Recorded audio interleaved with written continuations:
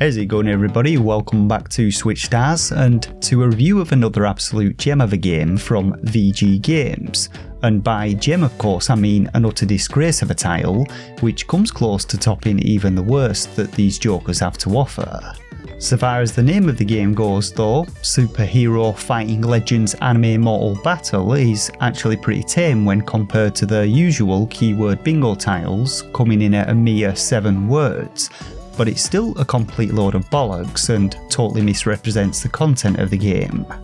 The same can be said of the eShop description, which is by far the most over-embellished bullshittery that I've ever read in any game description ever, and believe me, I've seen my fair share of bullshit, but this one goes above and beyond, dialing that shit dial up to 11 and chatting on about fighting crime with your best action superhero in an action-packed adventure with missions, arcade and knockout modes as you become the Crime City Fire survival captain with your superhero powers and flying kicking, defeating enemies, the Mafia and crime gangs with your awesome skills. No shit, this is exactly what the eShop description says. But my favourite line by far has to be stand in the league of Spider Hero, Light Hero, whoever the fuck that is, and the fastest man alive. All in all though it's utter shit and you shouldn't believe a word of what it has to say.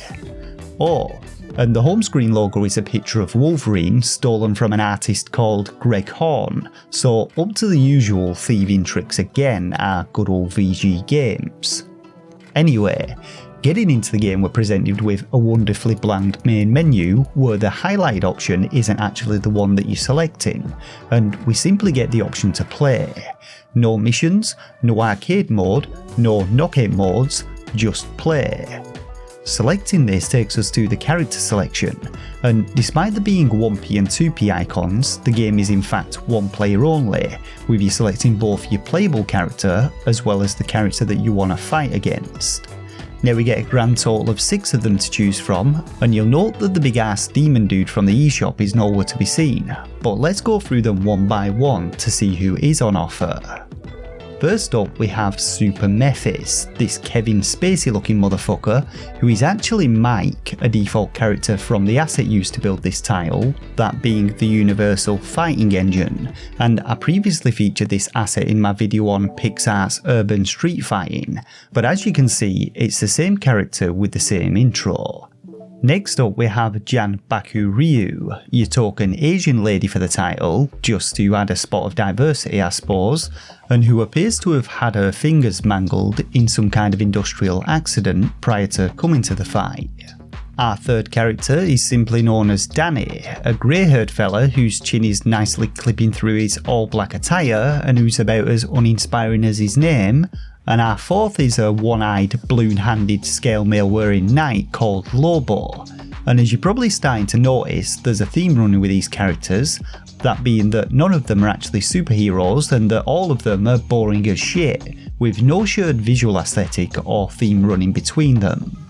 Number 5 has to be the least original of the lot though, as Fulgor as is known is basically Mass Effect's Commander Shepard, a legend in his own right, but still a shite character in this game and again not a superhero. And finally we have a generic ginger monk known as Naoto, who's posed as though she's doing a spot of ballet and whose body proportions look incredibly off for some reason, like she's got a shrunken head and Slenderman arms. But so far as our roster goes, that's it. And the lack of originality could be forgiven if the gameplay turns out to be half decent, so let's take a look how that pans out, shall we?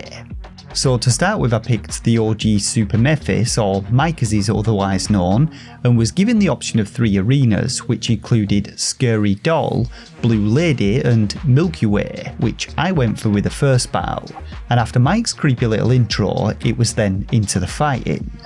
Now the Universal Fighting Engine gives you the ability to select from both a bunch of pre-created moves or add in your own, and includes a combo system and grappling move support. But from the looks of things, VG Games have done the bare minimum here, with each character only having 3 attacks, those being light and heavy punches and a kick which can be performed whilst standing, ducking or in the air, but that's about it.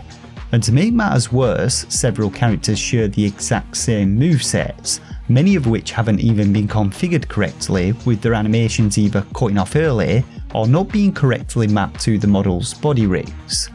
The most versatile of these though has to be Super Mafia, which is understandable as he probably came pre-configured right out the box, and he even has a cheeky little Hadouken move which you can perform if you can actually work out how to pull it off, but the rest of them are absolute shite. Unsurprisingly, Danny is by far the worst of the lot though, with his lame ass karate chop, pathetic open-handed punch and Chun-Li style countless kicks, which really doesn't fit his character at all and just looks absolutely fucking horrendous. But to be honest, the rest are just as bad, and I'd say there's about 8 different attacks between the lot of them.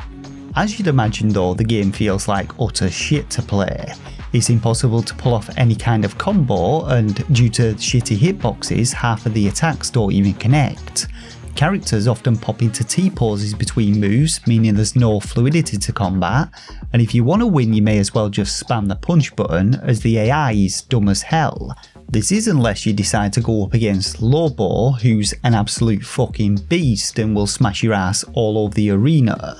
It's worth noting that the game does have several difficulty settings ranging from very easy to impossible, but they're completely pointless, as regardless of whether you win or lose, you're transported directly back to the main menu after each fight, so there's absolutely no progression in the game despite what the eShop description would have you think. That, ladies and gentlemen though, is everything that this game has to offer, so no surprises here, just another VG Games scam which will probably catch out a few unlucky individuals due to its low asking price. But as I've said before, don't buy any title published by either VG Games, Midnight Works or Insta Marketing and Games, because they're all complete shit and you'll instantly regret your decision. But if you want to know more on them, be sure to check out my other scam reviews linked down in the description box below. Hopefully though I was able to save you a couple of quid with this one, and if I did, show your appreciation by dropping a like, subscribe to the channel for more like this, as well as regular Switch reviews and top game lists. But until next time, thanks once again for watching, take care of yourselves, and game on.